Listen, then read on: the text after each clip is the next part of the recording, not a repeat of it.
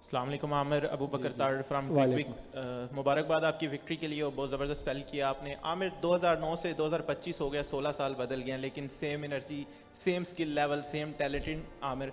तो आमिर भाई, आप जब बॉलिंग करते हैं अग्रेशन नज़र आता है, लेकिन एट द सेम टाइम आप बहुत कैलकुलेटेड बॉलिंग कर रहे होते हैं, तो कैसे ये कामनेस और एग्रेशन सेम टाइम में ग्राउंड में रखते हैं?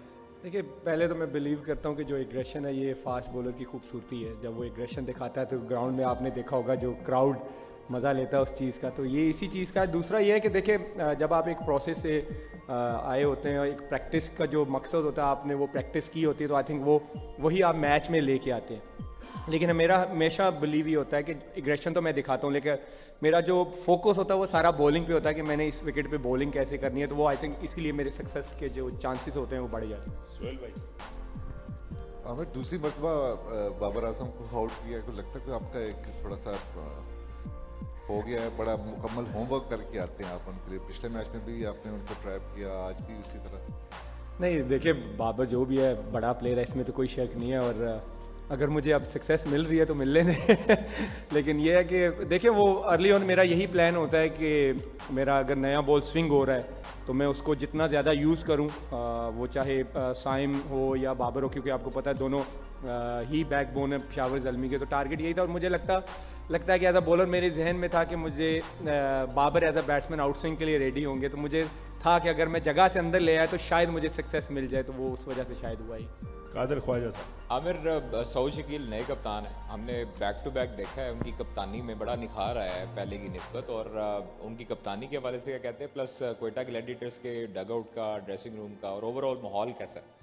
देखिए, माहौल तो बहुत अच्छा है। मैं वो वाहिद प्लेयर हूँ कि जिस जगह मुझे माहौल, अगर एज अ प्लेयर, क्योंकि मैं बहुत स्ट्रॉन्ग बिलीवर हूँ कि अराउंड आपके अगर इन्वायरमेंट ना हो तो आप अपने आप को एक्सप्रेस नहीं कर सकते। मैं वो प्लेयर हूँ, अगर मुझे लगता है कि यहाँ का इन्वायरमेंट नहीं ठीक, तो ये मेरा दूसरा साल है, दूसरा साल ना होता सबसे पहले, क्योंकि मैं नदीम भाई को 10 साल से जानता हूँ, आज़म भाई वगैरह को।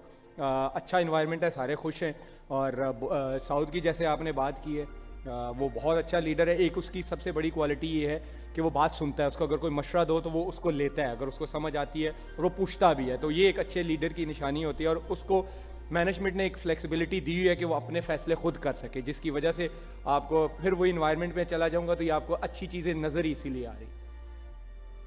आमिर, ये बताएं कि ऑन फील्ड राइवलरी प्लेयर्स के दरमियान लीग्स को कितना बेहतर कर देती हैं, जिस तरह आपकी और बाबर की हो रही है, इस तरह और भी प्लेयर्स हैं, इफ्तिखार, मुनरो, ये काफ़ी प्लेयर्स की आ रही है आपने सामने, तो इससे खूब मोराल बूस्ट होता है, या आप समझते हैं कि एनर्जी ज़्यादा मिल जाती है, या कई दफ़ा ऐसा तो नहीं होता कि फ़ाइट की तरफ चले जाएं? नहीं, फ़ाइट तो नहीं, ऑनेस्टली फ़ाइट तो नहीं होती, लेकिन येस, ये चीज़ें अगर आप देखें तो देखें, सोशल मीडिया देख लें, ग्राउंड में देख लें, लोग कितना इन्जॉय कर रहे होते हैं, और एंड ऑफ द डे हमारा काम यही होता है, स्पेशली T20 में, कि लोगों को, फैंस को इंटरटेन करें। और एज अ बॉलर मेरा रोल यही होता है कि मैं बैट्समैन को जाके तंग करूं, एग्रेशन दिखाऊं, और बैट्समैन का यही होता है कि भाई जितना उनको पीट सके पीटे। लेकिन मेरे ख्याल में ये चीज़ें होनी चाहिए विद इन अ लिमिट्स, क्योंकि फैंस को मज़ा भी आता है। अगर आप देखें तो जो मेरे फैंस होते हैं वो मेरी वीडियोस डाल रहे होते हैं, जो बाबर्स के होते हैं, तो ये एक आपके टूर्नामेंट के लिए बहुत अच्छा होता है, उस टूर्नामेंट को बहुत हाइप मिलती है।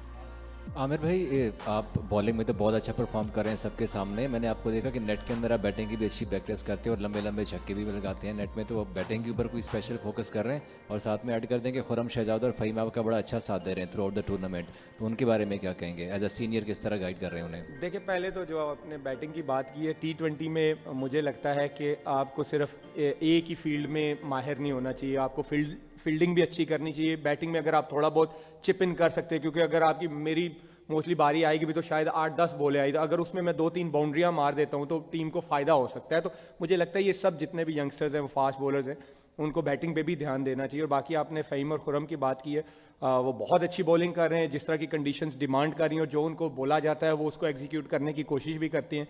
और मुझे लगता है कि ये एक अच्छे कॉम्बिनेशन की निशानी भी होती है। और मोमेंटम मुझे लगता है कि T20 में बहुत ज़रूरी होता है, as a bowling unit, as a batting unit. आज अच्छा साइन था कि हमारी बैटिंग ने भी क्लिक किया है, और हमारी बॉलिंग एक, apart from one game, I think हमारी बॉलिंग थ्रू आउट अच्छा करती हुई आ रही है। आमिर भाई, लास्ट मैच में आपने डेविड वार्नर को नए बॉल से आउट किया है, इस दफ़ा आपने बाबर आजम को आउट किया है, लास्ट मैच में बाबर आजम को आउट किया था, तो नए बॉल के साथ किस तरह आप प्लान करते हैं बड़े बैट्समैन को आउट करने के लिए?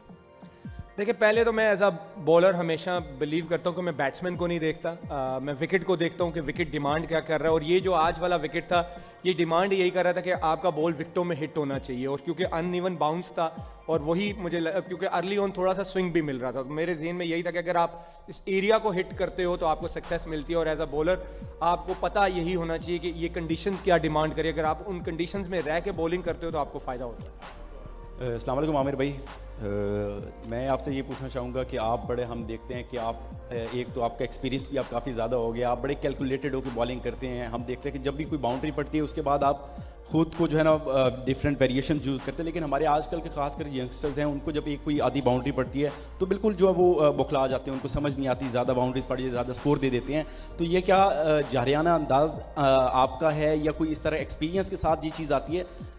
तो अगर आपके पास ये कोई चीज़ है तो हमारे यंगस्टर्स को कुछ आप थोड़ा देंगे अपनी तरफ से कुछ? नहीं, ऐसी बात नहीं है, क्योंकि यंगस्टर्स हैं, जैसे आपने वर्ड यूज़ किया यंगस्टर्स हैं, तो दे विल लर्न, क्योंकि ये टाइम आता है।